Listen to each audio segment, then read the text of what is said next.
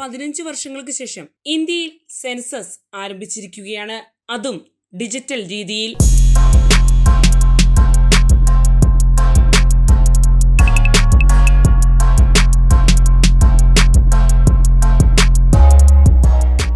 നമസ്കാരം, ഞാൻ ജാസ്മിൻ.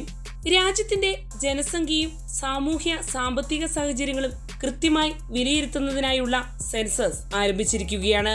പൂർണ്ണമായും ഡിജിറ്റൽ രൂപത്തിൽ നടത്തപ്പെടുന്ന സെൻസസ് എന്ന പ്രത്യേകതയും ഇത്തവണത്തെ കണക്കെടുപ്പിനുണ്ട്.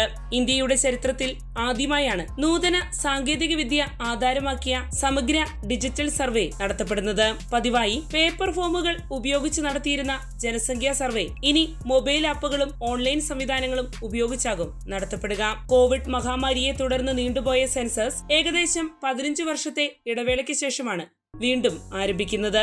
രാജ്യത്തിന്റെ വികസന നയങ്ങൾ രൂപപ്പെടുന്നതിൽ നിർണായക പങ്കുവഹിക്കുന്ന ഈ കണക്കെടുപ്പ് പുതുതലമുറ സാങ്കേതിക സംവിധാനങ്ങൾ ഉൾപ്പെടുത്തി കൂടുതൽ കൃത്യതയോടും വേഗത്തിലും പൂർത്തിയാക്കാനാണ് ലക്ഷ്യമിട്ടിരിക്കുന്നത്.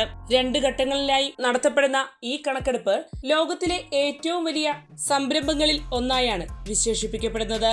3 ദശലക്ഷത്തിലധികം ഉദ്യോഗസ്ഥർ ഒരു വർഷം മുഴുവൻ രാജ്യത്തിന്റെ സെൻസസിനായി കണക്കെടുക്കുന്നു. ഇന്ത്യയുടെ 16ാമത് കണക്കെടുപ്പാണിത്. 1947 രാജ്യം സ്വാതന്ത്ര്യം നേടിയതിനു ശേഷമുള്ള 8ാമത്തേതും.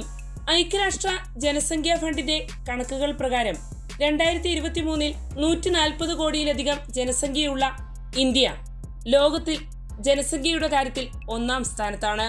അതേസമയം രാജ്യത്തിന്റെ ജനസംഖ്യയിൽ ഏകദേശം 70% പേർ തൊഴിൽ പ്രായക്കാരാണ് എന്നത് ഇന്ത്യയുടെ സാമ്പത്തിക ഭാവിയെ നിർണ്ണയിക്കുന്ന ഘടകമായി വിലയിരുത്തപ്പെടുന്നു.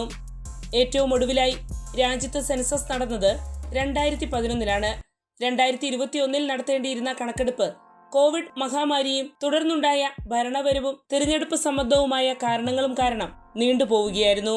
ഇത്തരത്തിൽ സെൻസസ് ഇത്രയും കാലം നീണ്ടുപോയത് രാജ്യത്തിന്റെ ചരിത്രത്തിൽ തന്നെ ആദ്യമായാണ്. ഡിജിറ്റൽ സെൻസസിനായി 16 ഭാഷകളിൽ ലഭ്യമായ ഓൺലൈൻ പോർട്ടൽ കേന്ദ്ര സർക്കാർ സജ്ജമാക്കിയിട്ടുണ്ട്. ഓൺലൈൻ വഴി സമർപ്പിച്ച വിവരങ്ങൾ പരിശോധിക്കാൻ പ്രത്യേക ഐഡിയും ലഭ്യമാകും. ആൻഡമാൻ നിക്കോബാർ ദ്വീപുകൾ, ഡൽഹി, ഗോവ, കർണാടക, മിസോറാം, ഒഡീഷ തുടങ്ങിയ തിരഞ്ഞെടുത്ത പ്രദേശങ്ങളിലാണ് ആദ്യഘട്ട പ്രവർത്തനങ്ങൾ നടക്കുക. 2 ഘട്ടങ്ങളിലായാകും സെൻസസ് നടത്തുക. ആദ്യഘട്ടത്തിൽ വീടുകളുടെയും അടിസ്ഥാന സൗകര്യങ്ങളുടെയും വിവരങ്ങളാകും ശേഖരിക്കുക. വീടുകളുടെ അവസ്ഥ, കുടിവെള്ള സൗകര്യം, ശൗചാലയം, വൈദ്യുതി, പാചക ഇന്ധനം, ഇന്റർനെറ്റ് ലഭ്യത തുടങ്ങിയ വിവരങ്ങൾ ഈ ഘട്ടത്തിൽ ഉൾപ്പെടും. 2ാം ഘട്ടത്തിൽ ജനസംഖ്യയുമായി ബന്ധപ്പെട്ട വ്യക്തിഗത വിവരങ്ങളാകും ശേഖരിക്കുക. കുടുംബാംഗങ്ങളുടെ എണ്ണം, പ്രായം, വിദ്യാഭ്യാസം, തൊഴിൽ, സാമൂഹിക സാമ്പത്തിക നില തുടങ്ങിയ വിവരങ്ങളാണ് ഇതിൽ ഉൾപ്പെടുക. ഇത്തവണത്തെ സെൻസസിന്റെ ഏറ്റവും വലിയ പ്രത്യേകത ജനങ്ങൾക്ക് തന്നെ നേരിട്ട് വിവരങ്ങൾ നൽകാനുള്ള സ്വയം കണക്കെടുപ്പ് സംവിധാനമാണ്. ആഗ്രഹിക്കുന്നവർക്ക് ഓൺലൈനായി തങ്ങളുടെ വിവരങ്ങൾ സമർപ്പിക്കാനാകും. ഇതോടൊപ്പം കണക്കെടുപ്പ് ഉദ്യോഗസ്ഥർ മൊബൈൽ ഉപകരണങ്ങൾ ഉപയോഗിച്ച് വിവരങ്ങൾ ശേഖരിക്കും. ഇതിലൂടെ പേപ്പർ ഉപയോഗം പൂർണ്ണമായും ഒഴിവാക്കുകയും പിശകുകൾ കുറയ്ക്കുകയും ചെയ്യുക എന്നതാണ് ലക്ഷ്യമിടുന്നത്. ഡിജിറ്റൽ സംവിധാനത്തിലൂടെ വിവരങ്ങൾ നേരിട്ട് കേന്ദ്ര ഡാറ്റാബേസിലേക്ക് എത്തപ്പെടുന്നതിനാൽ സെൻസസ് ഫലങ്ങൾ പുറത്തിറങ്ങുന്നതിലും കാലതാമസമുണ്ടാവില്ല. മുൻകാലങ്ങളിൽ സെൻസസ് ഫലങ്ങൾ പുറത്തുവരാൻ വർഷങ്ങൾ എടുത്തിരുന്നുവെങ്കിലും ഇപ്പോൾ കുറച്ചു കാലത്തിനുള്ളിൽ തന്നെ വിശകലനങ്ങൾ സാധ്യമാണ്. ഇതുവഴി സർക്കാരിന് നയപരമായ തീരുമാനങ്ങൾ എടുക്കുന്നതിൽ കൂടുതൽ കാര്യക്ഷമത കൈവരിക്കാനുമാകും. ജനങ്ങളിൽ നിന്ന് ശേഖരിക്കുന്ന വിവരങ്ങളുടെ സുരക്ഷ ഉറപ്പാക്കാൻ ശക്തമായ ഡിജിറ്റൽ സുരക്ഷാ സംവിധാനങ്ങളാണ് സജ്ജീകരിച്ചിരിക്കുന്നത്. വ്യക്തിഗത വിവരങ്ങൾ രഹസ്യമായി സൂക്ഷിക്കുമെന്നും അധികൃതർ വ്യക്തമാക്കുന്നു. ഡാറ്റ ചോർച്ച ഒഴിവാക്കാൻ എൻക്രിപ്ഷൻ അടക്കമുള്ള ആധുനിക സാങ്കേതിക വിദ്യകളും പ്രയോജനപ്പെടുത്തുന്നുണ്ട്. രാജ്യത്തിന്റെ സാമ്പത്തിക സാമൂഹികാവസ്ഥ മനസ്സിലാക്കുന്നതിനുള്ള പ്രധാന അടിസ്ഥാനമാണ് സെൻസസ്. വിദ്യാഭ്യാസം, ആരോഗ്യരംഗം, തൊഴിൽ, ഭവന വികസനം, ദാരിദ്ര്യ നിവാരണ പദ്ധതികൾ തുടങ്ങിയവയ്ക്ക് കൃത്യമായ ഡാറ്റ നൽകുന്നത് സെൻസസ് വഴിയാണ്. അതിനാൽ 2026 ഡിജിറ്റൽ സെൻസസ് രാജ്യത്തിന്റെ ഭാവി വികസന ദിശ നിർണ്ണയിക്കുന്നതിൽ നിർണായകമാകുമെന്നാണ് വിലയിരുത്തപ്പെടുന്നത്.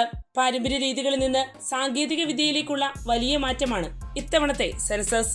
കണക്കെടുപ്പിന്റെ രീതിയിലും ഫലപ്രഖ്യാപനത്തിനുമുള്ള ഈ മാറ്റം ഭരണ സംവിധാനത്തെ കൂടുതൽ കാര്യക്ഷമമാക്കുന്നതിനുള്ള ഒരു നിർണായക ഘട്ടമായാണ് ചൂണ്ടിക്കാണിക്കപ്പെടുന്നത്.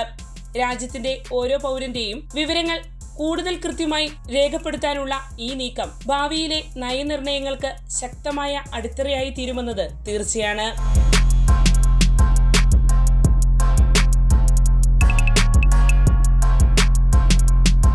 വാർത്തയുടെ നിറം തേടി തനിനിറം.